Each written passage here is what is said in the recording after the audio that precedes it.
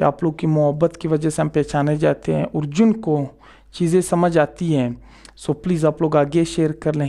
ऐसे भी लोग हैं वो शायद ये पहली दफ़ा ये चीज़ें सुन रहे होंगे, सो आप उनके साथ शेयर करो। जो लाला एकेडमी आना चाहते हैं सो मोस्ट वेलकम, आप लोग आ सकते हैं in order to improve yourself. Okay, love you all. Please share the video. Assalamu alaikum. How is everybody? I hope everybody is fine. Allah, hey, you see what a great slogan. Today it is the 15th episode of Lala International English Commission classes.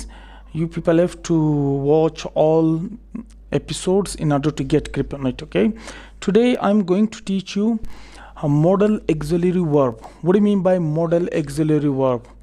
Modal auxiliary verb are those verbs that tell us attitude, possibility, permission, suggestion and determination is called modal auxiliary verb. समझ आ रहे मेरी बातें? modal auxiliary verb किसे कहते हैं? modal auxiliary verb उसे कहते हैं जिसमें ability हो, necessity भी हो और obligation भी हो।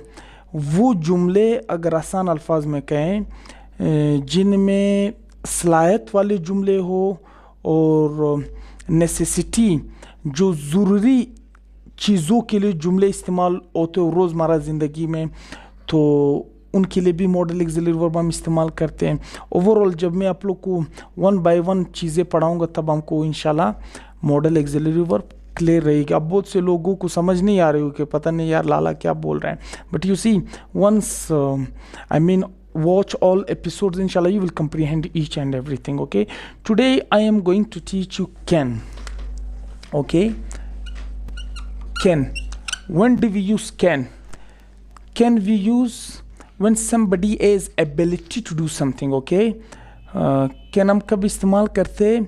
जब किसी के अंदर एबिलिटी हो काम करने का। Got it? इसका पहचान क्या है? आइडेंटिफिकेशन इज सकता है,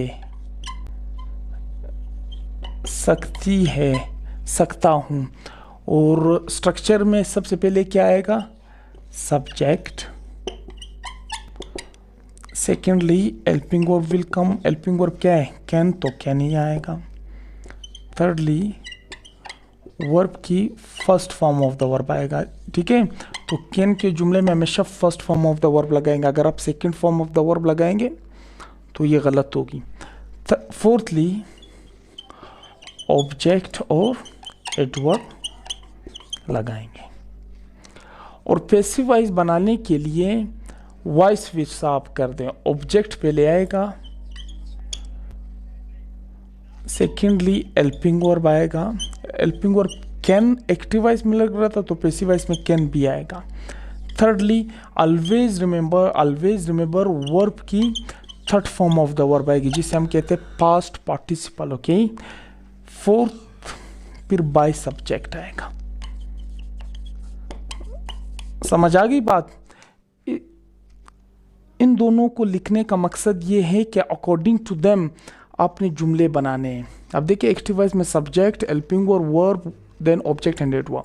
यहाँ आपने ऑब्जेक्ट को पहले ले आना है, फिर हेल्पिंग वर्ब, फिर वर्ब की third form of the verb, फिर by subject. Got it? Is it clear? अब देखें, अच्छा ये चीज़ मेरे ख्याल से आप लोग को क्लियर नहीं होगी। What do mean by active voice and passive voice, ये मैं बता देता हूँ। You see active voice it is a form of verb where subject does a work in a sentence is called active voice. फेल की वो किस्म जहाँ सब्जेक्ट काम करें एक्टिव वॉइस कहलाता है। Passive voice it is a form of verb where the work is done on subject is called passive voice. फेल की वो किस्म जहाँ सब्जेक्ट के ऊपर काम हो उसको क्या कहते हैं? पैसिव वॉइस कहते हैं। For example she is cooking food, she is cooking food, ये क्या है? वो खाना पका रही है, ये एक्टिव वॉइस क्योंकि वो काम कर रही है। Got it? एक और एग्जांपल आपको देता हूँ। Father is driving a car, अब्बू गाड़ी चला रहा है, ये एक्टिव वॉइस है। क्यों? क्योंकि अब्बू गाड़ी चला रहा है, वो गाड़ी के ऊपर काम कर रहा है। एक और एग्जांपल आपको दे देता हूँ। दे आर मेकिंग वीडियोज़, वो वीडियोस बना रहे हैं। अब देखिए ये भी एक्टिव वॉइस है क्योंकि वो खुद काम कर रहे हैं। पैसिव वॉइस तो एक्टिव वॉइस में हमने यही पढ़ा, it is a form of verb where subject is a work in a sentence is called active voice. फिर कि वो किस्म जहाँ सब्जेक्ट काम करे एक्टिव वॉइस कहलाता है, और वो जुमला जिनमें सब्जेक्ट काम करे वो एक्टिव वॉइस कहलाता है। Got it, is it clear? जैसे कि मैंने आप लोग को एग्जांपल दी। और पैसिव वॉइस किसे कहते हैं? फिर कि वो किस्म जहाँ सब्जेक्ट के ऊपर काम हो पैसिव वॉइस कहलाता है। For example, E is punished, उसको सजा दिया जाता है। किसको सजा दिया जा रहा है? उसको डंडे पड़ रहे हैं। Got it? दे आर बिटन, उन्हें मारा जाता है। किनको मार पड़ रही है? उनको मार पड़ रही है। पैसिव वॉइस में हमेशा याद रखें, जब भी सब्जेक्ट के ऊपर काम होगा तब पैसिव वॉइस कहलाएगा। और इसके केसेस भी है, कॉम्प्लिकेटेड केसेस हैं, बहुत सी चीज़ें हैं। फिलहाल आप यहाँ तक समझे, परेशान होने की ज़रूरत नहीं है। और एक आप लोग ने एग्जाम में देखा होगा, एक जुमला होगा एक्टिव वॉइस में, टीचर कहेगी इसको आप पैसिव वॉइस में चेंज कर ले। For example, she prepares breakfast, वो नाश्ता तैयार करती है। अब वो टीचर कहेगी कि आप इसको पैसिव वॉइस में चेंज कर लें, ब्रेकफास्ट इज प्रिपेयर्ड बाय हर। एक एक्टिव वॉइस को पैसिव वॉइस में आप चेंज करेंगे, जैसे कि मैंने अभी बनाया। एक जुमला डायरेक्ट पैसिव वॉइस होते, जो मैंने आपको बताया, he is punished, they are beaten, they are appreciated, उनको शाबाश दिया गया, ये डायरेक्ट पैसिव वॉइस है। एक एक्टिव वॉइस को पैसिव वॉइस में जब हम चेंज करते हैं तो ये मुख्तलिफ केसेस हैं, आपने परेशान नहीं होना है। Got it? शायद एग्जाम में फिर आप कहेंगे यार ये तो लाला ने किसी और तरीके से बताया, फिर इसमें और भी कॉम्प्लिकेटेड केसेस है, वो फिर कभी पढ़ेंगे। तो आज कैन हम कब इस्तेमाल करते हैं? आपके अंदर काम करने की सलाहियत होगी, आप जुमले बनाते हैं। आप देखें, वो गाड़ी चला सकता है। आप देखें, सबसे पहले अकॉर्डिंग टू द स्ट्रक्चर क्या लगेगी? सब्जेक्ट को इंग्लिश में क्या कहते हैं? ई। नंबर 2 कैन, फिर वर्ब, इनमें वर्ब क्या है? चलाना, ई कैन ड्राइव। ऑब्जेक्ट क्या है? गाड़ी, ई कैन ड्राइव अ कार। अब आपने एकेडमियों में देखा होगा वो 3 किस्म के जुमले बनाते हैं। सिंपल, इसको हम डिक्लेरेटिव सेंटेंस भी कहते हैं, I can drive a car. दूसरा नेगेटिव वो लोग बनाते हैं, I can not drive a car. thirdly सवालिया, जिसे हम कहते हैं interrogative, can he drive a car question mark. मैंने 4 किस्म के जुमले बनाने ताकि अब प्रैक्टिस ज़्यादा हो सके। सबसे पहले सिंपल, दूसरा हमारा कौन सा होगा? Can he drive a car, can he drive a car, जिसे हम नेगेटिव कहते हैं। इंट्रोगेटिव। thirdly हमारा कौन सा होगा? Negative, he can not drive a car. fourthly interrogative and negative, can he not drive a car. Got it?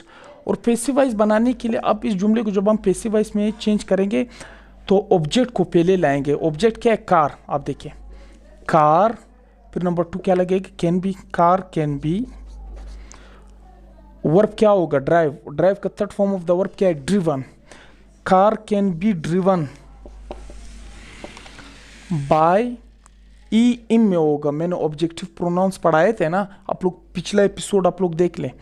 Car can be driven bye इम।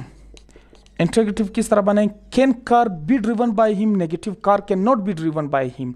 Can car not be driven by him. इस तरीके से आप लोग ने change करना है। ये कॉम्प्लिकेटेड है, अभी आप लोग को मुश्किल है समझ आ जाए, लेकिन जब आप प्रैक्टिस करेंगे with the passage of time इंशाल्लाह you will improve yourself. Okay, आप प्रैक्टिस करते साथ साथ आप लोग जुमले बनाते जाएं। मैं कहता हूँ वो नमाज पढ़ सकता है। I can offer the prayer, can I offer the prayer, I can not offer the prayer, can I not offer the prayer.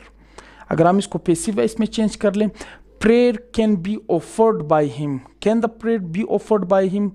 The prayer cannot be offered by him. Can the prayer not be offered by him?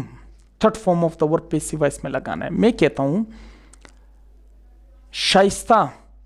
Shaista काम मुकम्मल कर सकती है। Shaista can complete the work. Can Shaista complete the work? Shaista can not complete the work. Can Shaista not complete the work?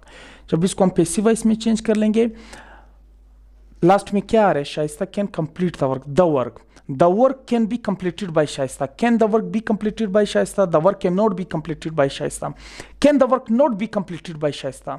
इसी तरह आप लोग practice कर सकते हैं। Got it, is it clear? एक जुमला में बना कर देता हूँ, ये आप लोग फिर कमेंट में बनाए, ठीक है। मैं कहता हूँ रजाक साइकिल चला सकता है, ये आप लोग कमेंट में बनाए, एक्टिव पैसिव दोनों। Love you all and please share this video, like comment आप लोग करें। ये आप लोग की मोहब्बत की वजह से हम पहचाने जाते हैं और जिनको चीज़ें समझ आती हैं, सो प्लीज़ आप लोग आगे शेयर कर लें। ऐसे भी लोग हैं वो शायद ये पहली दफ़ा ये चीज़ें सुन रहे होंगे, सो आप उनके साथ शेयर करो। जो लाला एकेडमी आना चाहते हैं, सो मोस्ट वेलकम, आप लोग आ सकते हैं in order to improve yourself. Okay, love you all. Please share the video.